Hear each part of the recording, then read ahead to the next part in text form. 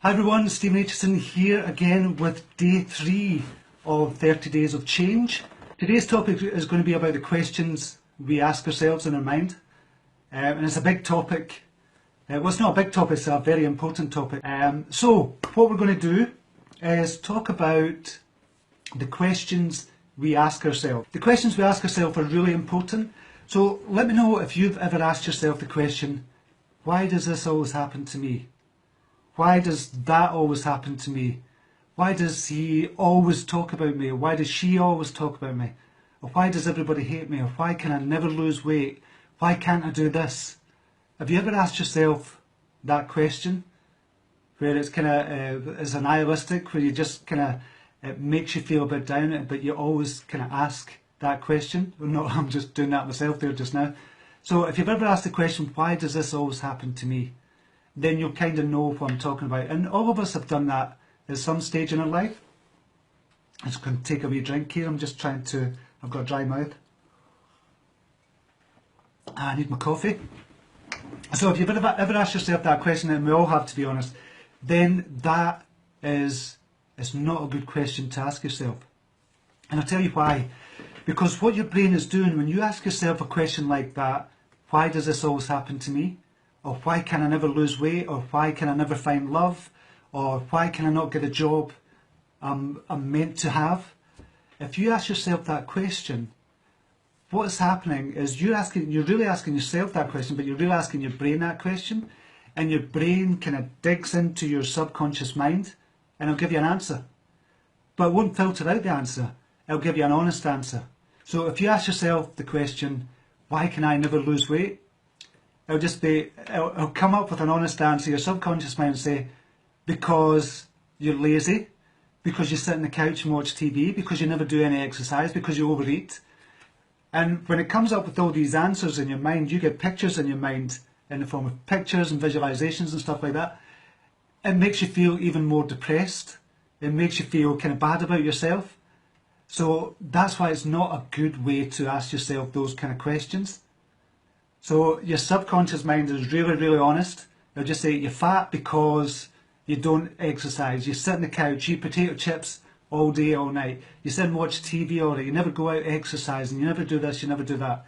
And it's really honest, but it makes you feel worse about yourself. And that's where a lot of your beliefs might come from as well, because you're asking bad questions like that. Whereby, if you ask yourself a good question, and I'm going to explain what a good question is in a second. If you ask yourself a good question, it comes up with different answers. It comes up with a different energy. So a good question on that would be, so okay, you've asked yourself the question, why can I never lose weight? On the flip side, if you ask yourself the question, what can I do to lose 2 pounds extra this month? Do you notice the difference in those two types of questions? Even the energy of those two types of questions. So I'll say again, the two questions are, why can I never lose weight? That's the first question. And the second question is, how can I lose 2 pounds extra this month? How much energy does the second question have? How much more kind of ambitious, is it not ambitious, how much more energetic is that question in itself? Because it's a completely different mindset. You're coming from a completely different place. When you ask yourself the second question, how could I lose 2 pounds extra this month? It's giving you a possibility. It's giving you a kind of future goal to work towards. And that's why questions like that are really good. So I'm going to give you 5 components of a good question to ask yourself, and then we'll go over some kind of examples, and then we'll speak a bit about, we'll kind of interact and get your questions as well. So the 5 components of a good question. Number 1, it should be forward thinking. So it should look towards the kind of future. So you realise that question I asked, how could I lose 2 pounds extra this month? So you're talking about a month span, and you're saying, how can I lose an extra 2 pounds? It's got to be simple and clear. How can I lose an extra 2 pounds this month? Very simple, very clear, which is great, and that's what you want to ask yourself as well. It's also is open to new possibilities. When you ask yourself that question, how can I lose 2 pounds extra this month? It gives you a sense of possibility. It gives you a sense of this could actually happen. So that's what that question does as well. So that's the third component of a good question. The fourth component of a good question is it is thought-provoking. So it makes you think about your life. It makes you think about what you can do. It generates ideas. It generates something within inside you that says, actually, this could actually happen. It makes you think about your life and where you are just now. So that's the fourth component. It's thought-provoking. And the fifth component is it generates energy.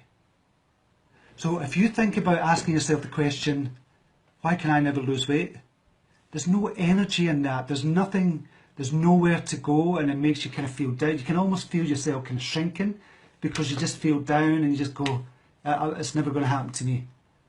There's questions like that. But if you ask yourself the question, okay, how could I lose 2 pounds extra this month? That generates energy, it generates possibility, it generates excitement, and you just go, hey, this is actually possible, I could actually do this, and your brain comes up with all these ideas and just says, okay, you could go out walking for 15 minutes every single morning, and you say to yourself, well, 15 minutes is not much, and if you go out walking every single morning for 15 minutes, and your brain just goes, well, that's easy, £2, why not go for £4, why not go for £8? But if you ask yourself the question, how could I lose £2? And it comes up walking for 15 minutes every single day, or even 10 minutes per day, or doing some cardio work in the house, 15 minutes per day, could you lose £2 extra a month? Yeah, but you see what the difference is? That question, it generates energy, you can feel it inside you. And if you're asking yourself that just now, if you're in that situation just now, think about how you feel about the shift in the type of questions you're asking yourself. And this happens to everybody in every aspect of their life, whether it be business, whether it be at the work, with the family, and just every single area of our life. And we need to catch ourselves with the questions we're asking ourselves. So that's what this topic is about, because ultimately what happens is the questions you ask yourself, the answers that come up that the brain pulls from the subconscious mind, will go on to develop a belief about yourself. So if you constantly ask yourself, why can I never do this? Your brain is going to pull information from your subconscious mind that you've read about in the past, that you've seen on TV, that you've read about on the internet, that you've researched, that you've done some work on already. It'll pull information from that and give you an honest answer. And it goes on to form a belief, because you're building up a portfolio of evidence to prove why you can never do something. And we'll use the weight thing again, because a lot of people have trouble with that. So if you ask yourself the question, why can I never lose weight? Your brain's going to pull up information from the subconscious mind to say, this is why you can never lose weight. Because you're not good at controlling your emotional eating. Because you sit on your arse all day and kind of watch TV, because you're eating too much. And when you do that, it builds up that belief in yourself that says, I can never lose weight. I'm not going to be able to lose weight. And that is what's happening when you add bad questions in your mind. It goes on to form a rock solid belief. Now when you ask a good question, like, how could I lose £2 extra this month?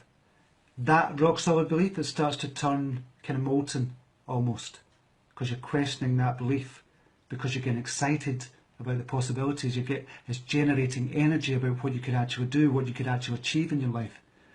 Now, if you think about that for every single area of your life, and you ask yourself the right questions, and it's forward-thinking questions, it's a question that generates energy, it's a question that's thought-provoking. If you think about those types of questions and you ask more of those questions, how different would your life be if you just asked those types of questions? How amazing would that be, that you could change your beliefs about yourself just purely because of the questions you're asking yourself day in and day out. Now, to give you an example, I've done this in the past as well. Nobody's immune to this. I've done this in the past as well, whereby when I was online, and this is talking about business, when I was online in business, it took me years to start generating any money online. And it seemed to take forever to do. Obviously it wasn't forever, that's an nihilistic thinking in itself. But it just seemed to take a long, long time. So it was about 4 years or something before I started generating any income that kind of really mattered. And I kept on asking myself the same question over and over again: why can I never make any money online? So when I asked myself that question, my brain would go into my subconscious mind and say, this is why you can't make any money online, because your products are not good, you're not as good as this guy. And I revered kind of people like Eben Pagan, Frank Kern, and Brendan Bouchard, and people like that. I wanted to kind of emulate them. And it says you're not as good as them, your website's not as good as them, your skills, you don't have the skills, you don't have the ability. But when I turned all that around, so I'm just going to have another wee drink of coffee here. When I turned all that around and asked myself the question, when I caught myself and asked myself the question, okay, how can I make an extra $100 extra this month? And then when I asked myself that question, I actually got excited. I thought, well, that's possible. I could actually do that. It was thought-provoking because I had to think about kind of some new ideas, and I got excited by it. It generated energy. It was forward-thinking. It was simple and clear. So that's when things started to turn around.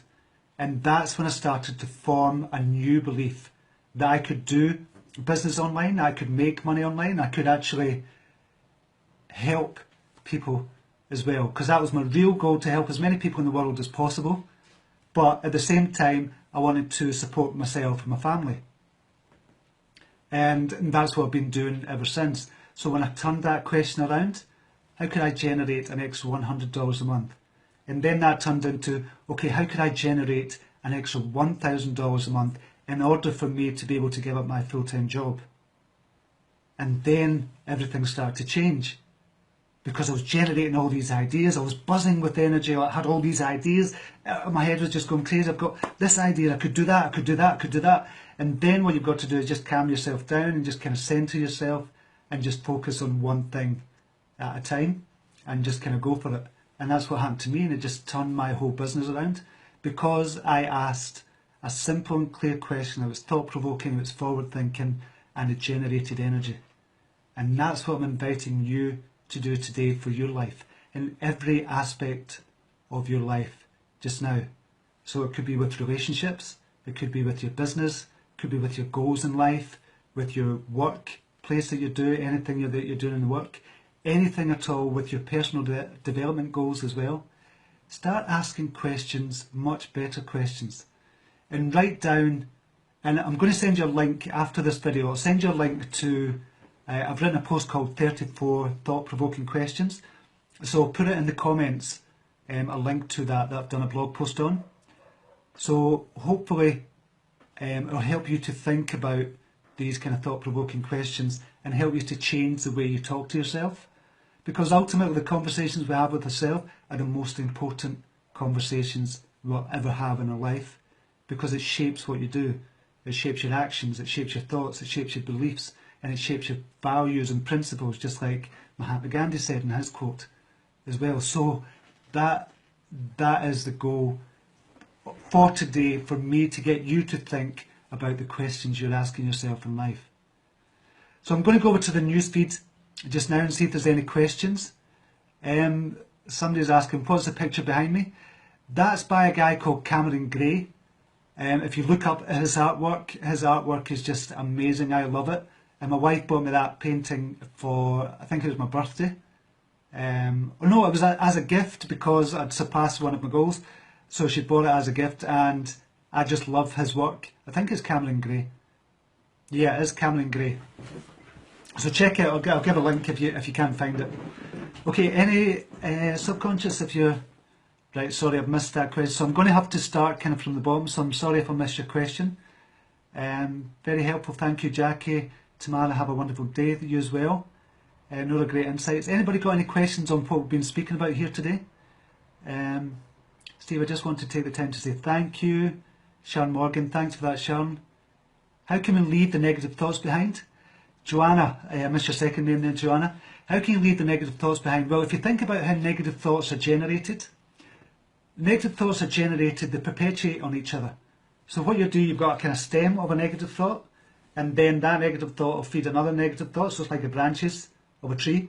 and then another negative thought come from that, another negative thought, and pretty soon your whole kind of mind is negative thinking. But if you start feeding yourself positive information and positive kind of thoughts, then it'll start to infiltrate all the negative thoughts. Not straight away, not overnight, but it takes time. If you've been a negative thinker for a long time, you've got to start kind of looking at the positive side of life, and that starts with what you're feeding your mind. And we mentioned this the other day, stop watching the news. Well, we'll not go into that just now. That's one of my kind of pet hates, the news and just the media as a whole. Stop watching that. Just feed your brain negative thoughts, and it's disproportionately biased towards bad news. Reading positive books, positive business books are brilliant. People's personal lives, how they've overcame things in their life, that is really positive as well. And kind of watching personal development videos on YouTube as well, instead of using YouTube just to watch the cats fighting with a lightsaber or something like that. Just use YouTube and use social media to your benefit, and you can do that to change from a negative thinker into a positive thinker. And it's not to say you're going to be a positive thinker all the time and thinking the world is white fluffy clouds and rainbows and stuff like that. It's just about being realistic again, because people think, if you're a positive thinker, you're not realistic. It's unrealistic to be a negative thinker, because the world is not a negative place. The world is mostly a beautiful place. There's only a couple of negative people in it that make it seem like it's a negative place. So it's unrealistic to be a negative thinker as well. So if you start feeding yourself, feed your mind positive thoughts, and whatever you feed your mind will come out of your energy system as well, because it's all about your energy as well and what you project. Okay, let's see if there's any more questions here. And good morning from Alberta, Christine. Thanks, Christine. Go Farner, nice post, thank you. Anybody got any questions on what we're talking about? Worrying is just worthless, no point. I agree with you, Jeja. What about open-mindedness, Joanna? Open-mindedness in what sense, Joanna? I'm a psychologist, yet my I missed that again because everything's going too fast. I can't pause these comments. How do you survive after spouse suicide even after getting help? Kimberly, that's a really difficult one and impossible to kind of answer on this kind of live feed. It's extremely difficult. Obviously, if you go to your local counsellor and kind of seek help from there, because that must be a kind of terrible situation to be in. So wishing you the best for that, but I'd seek help from a local counsellor. Miley, we're here to change always for the better, always change to become better. Exactly. Can you give advice about bad habits like interrupting people? Amy.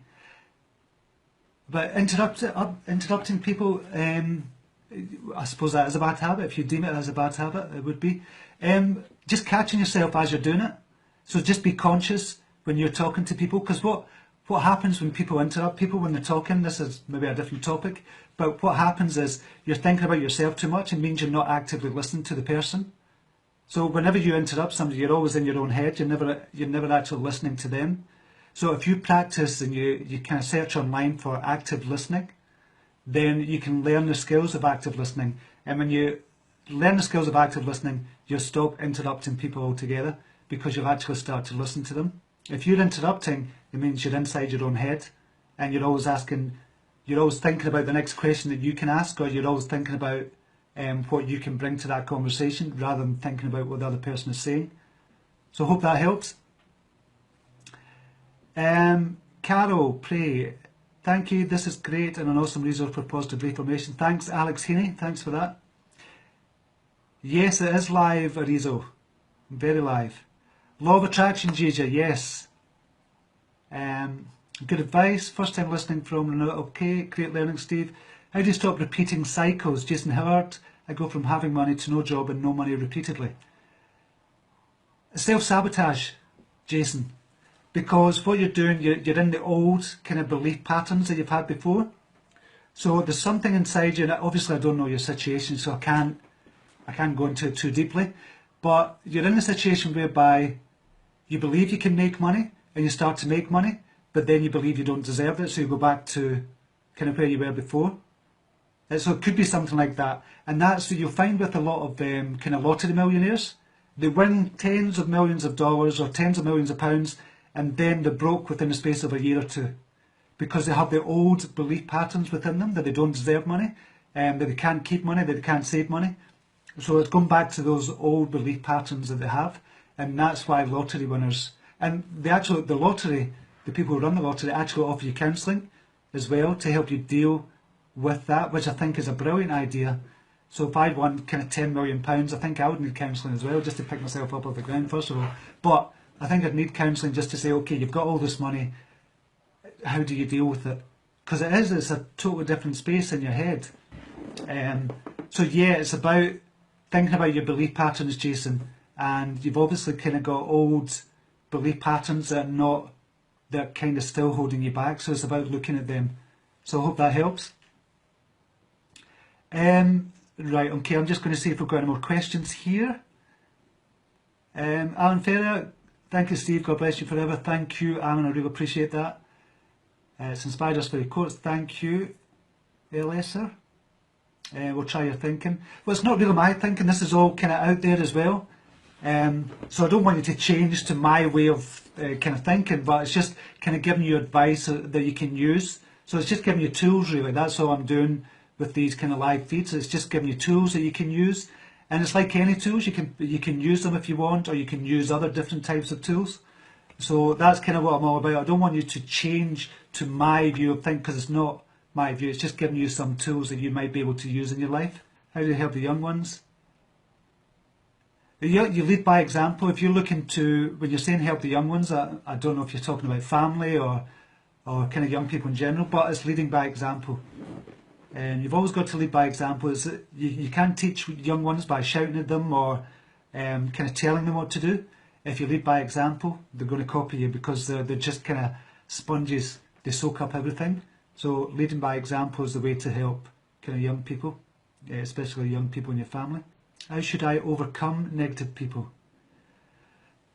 It's difficult being in life when you're kind of a positive person, or you're trying to be positive and you're surrounded by negative people.